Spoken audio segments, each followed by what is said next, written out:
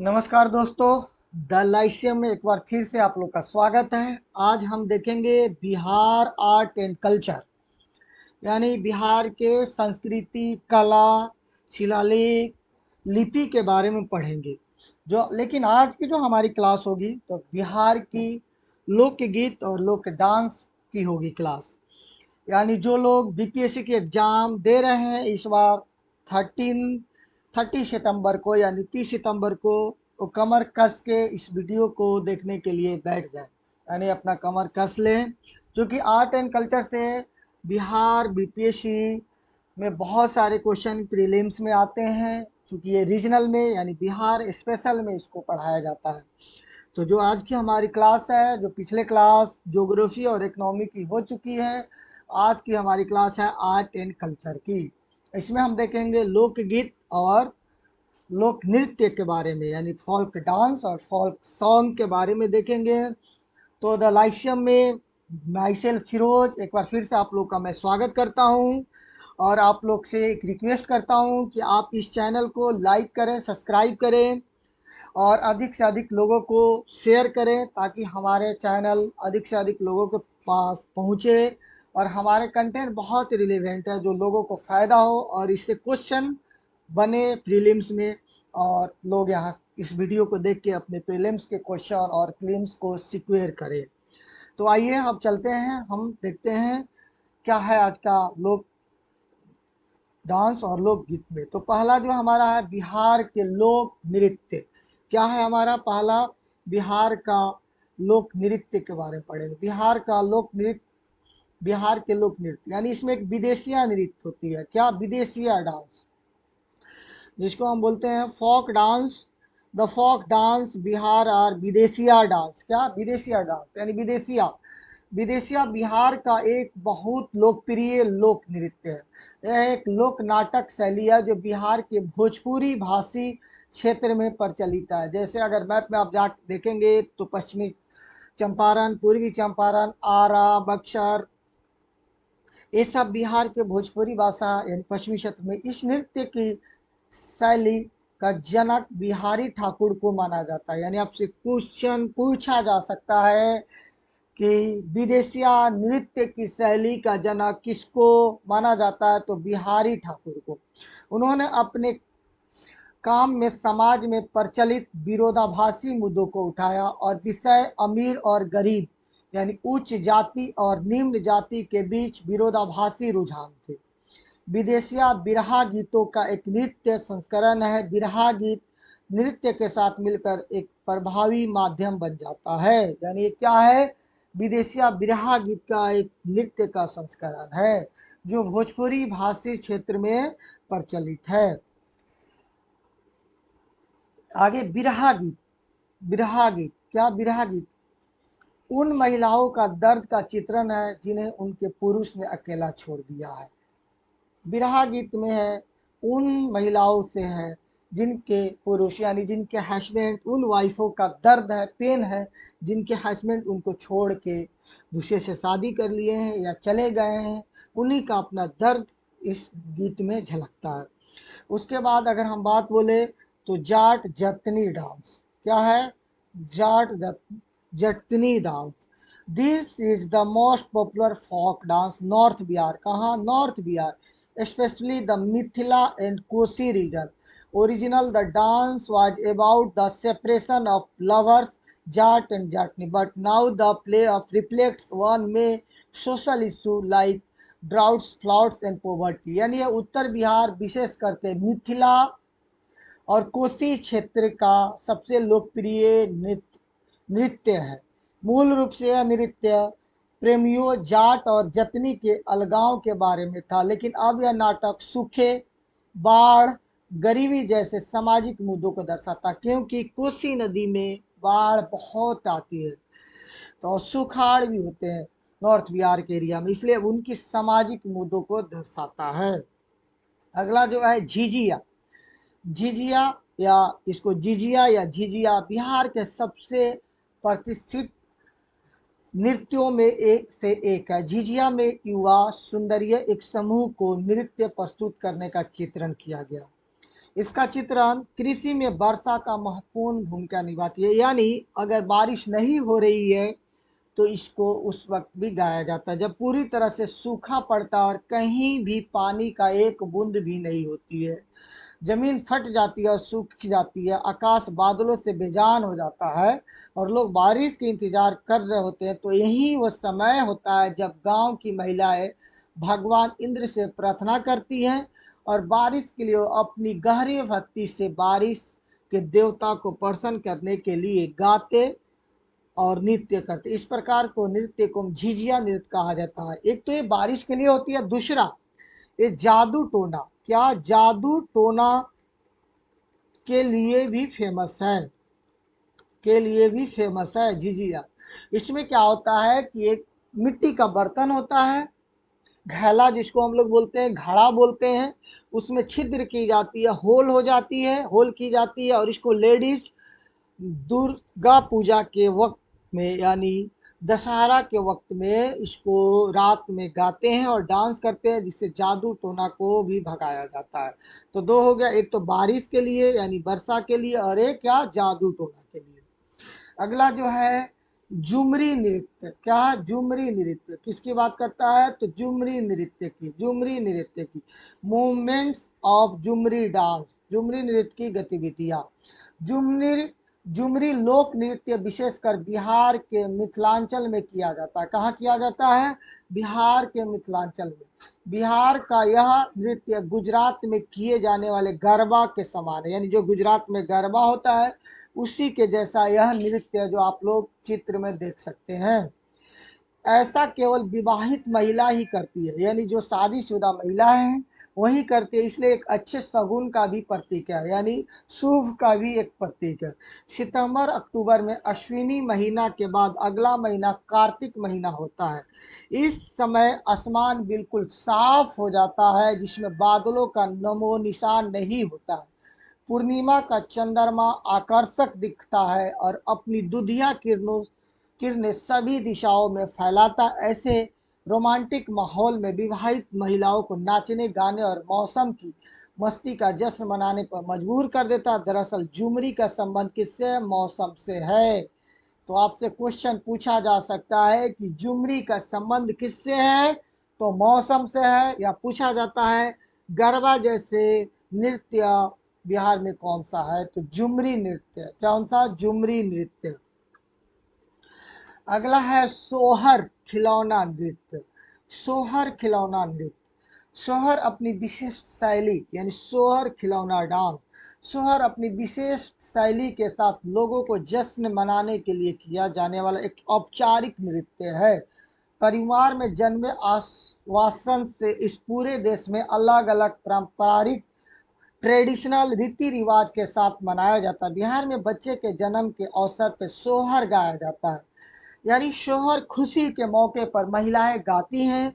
गाते समय में महिलाएं कभी भगवान राम तो कभी भगवान कृष्ण और कई अन्य देवताओं के साथ बच्चे की स्तुति करती है। इवन अगर इन दिनों अगर आप तैयारी कर रहे हैं और सोहर गीत सुनेंगे तो एक डीएम बबुआ हमर डीएम होयन हो, ये भी एक सोहर गीत गाया जा रहा है बिहार में, यानी डीएम होयन बहुत अच्छा सोहर गीत है। यानी हम बिहार के लोग अपने बच्चों को या तो बहुत बड़ा बनाना चाहते हैं या डीएम बनाना चाहते हैं।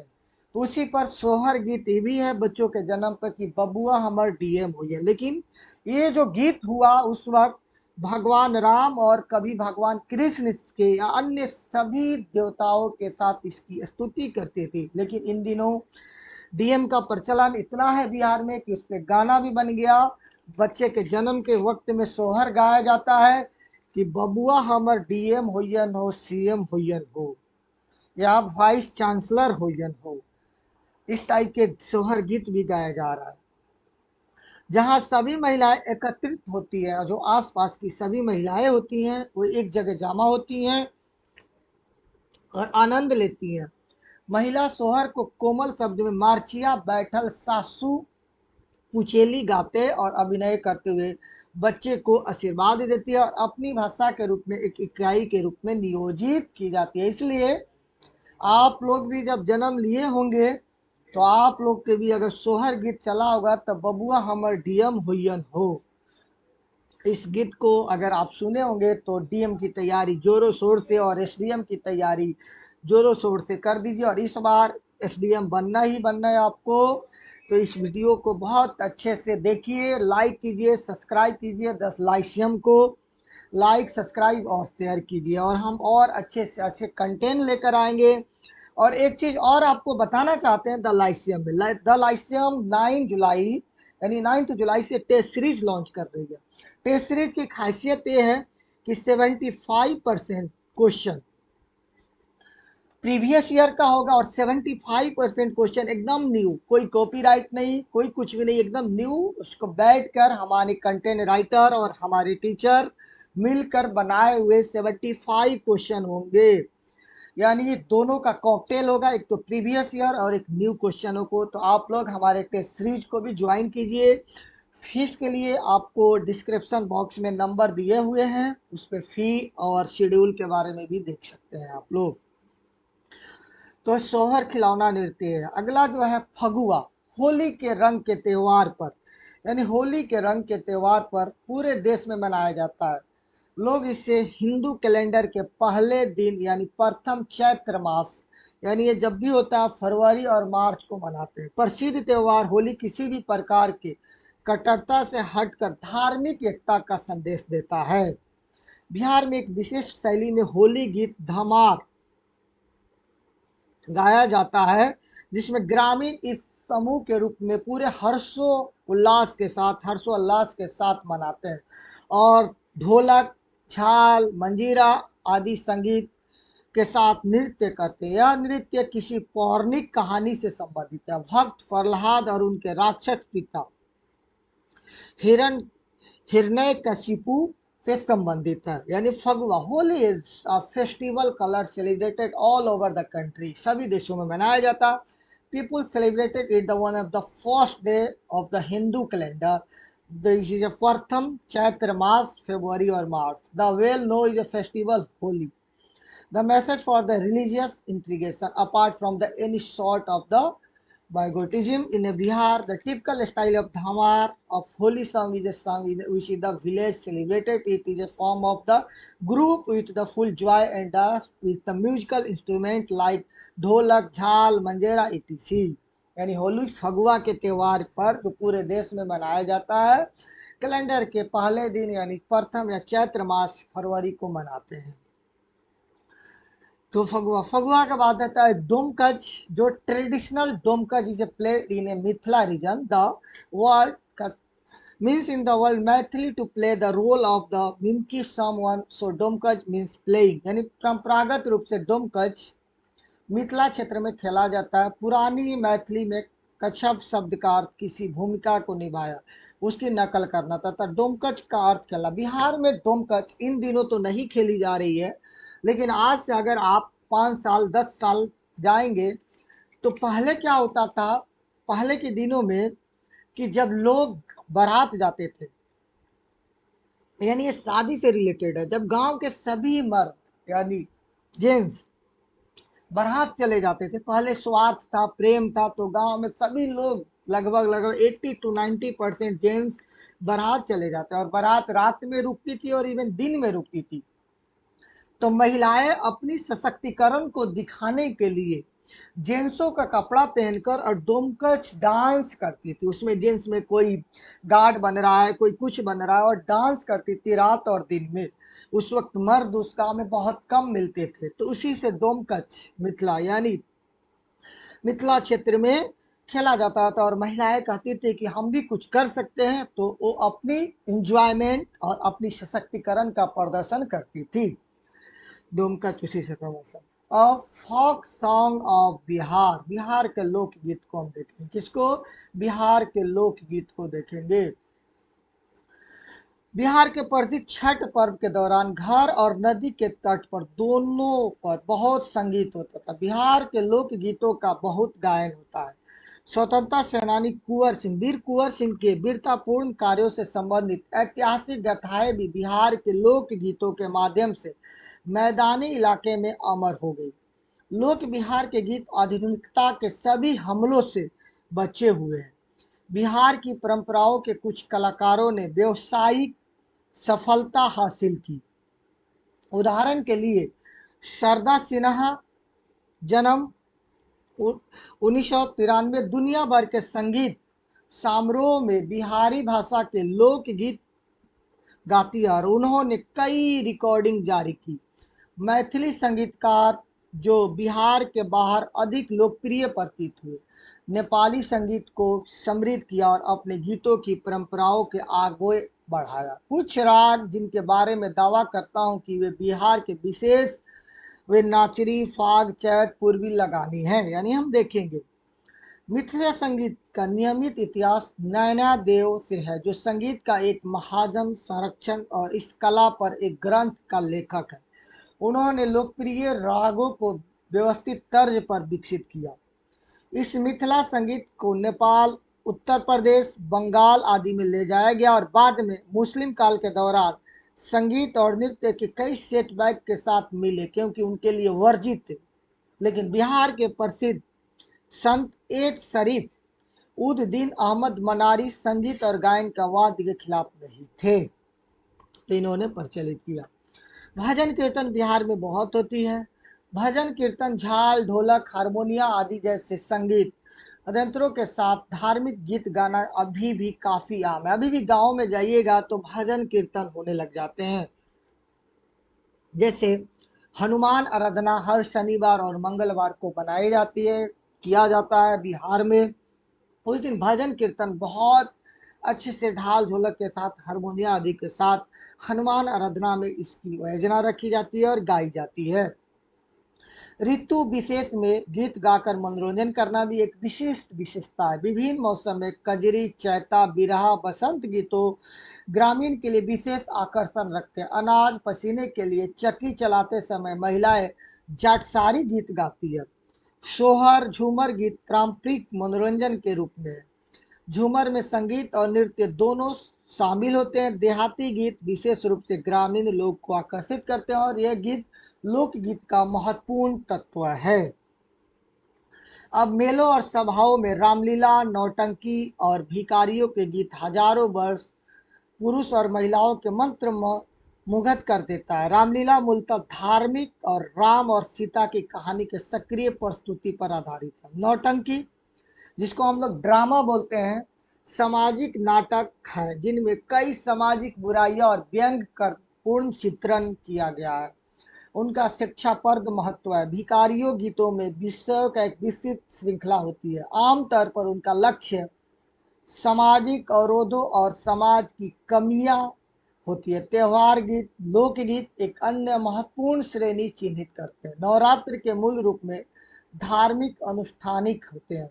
यानी नवरात्र में देखेंगे, चाहे बिहार हो, दिल्ली हो, कहीं भी जहाँ पे दशहरा पूजा होता है, उस वक्त ड्रामा भी की जाती है, जिसमें एक राम, सीता, दुर्गा, रावण जैसे ड्रामा की जाती है, उसमें भी इस चीज़ को देखने को मिलेगा। त्योहारों के दौरान संगीत सम्मेलन व्यवस्था की जाती है। कुछ ग्रामीण केंद्रों ऐसे जहां संगीत की उत्कृष्ट विधाओं का विकास हुआ। दरभंगा, सहरसा जिले के पंचगछिया, आरा, झाबुआ के शहर के विभिन्न प्रकार के संगीत को प्रचुर विकास हुआ। वहाँ एक संगीत विद्यालय था जहाँ गांव की लड़कियां और लड़कों का वादन प्रशिक्षण की दिया जाता था। तो ये जो हमारी आज की जो क्लास थी, वो नृत्य और लोकगीत, यानी लोक नृत्य और लोक गीत से संबंधित आज की जो क्लास थी, जिसमें हमने देखा बिहार का आपको लोकगीत कौन कौन से हैं, बिहार का लोक नृत्य कौन कौन से हैं, जो परंपरागत रूप से कई जगह अभी हो रही है और कई जगह अभी होना बंद हो चुके हैं।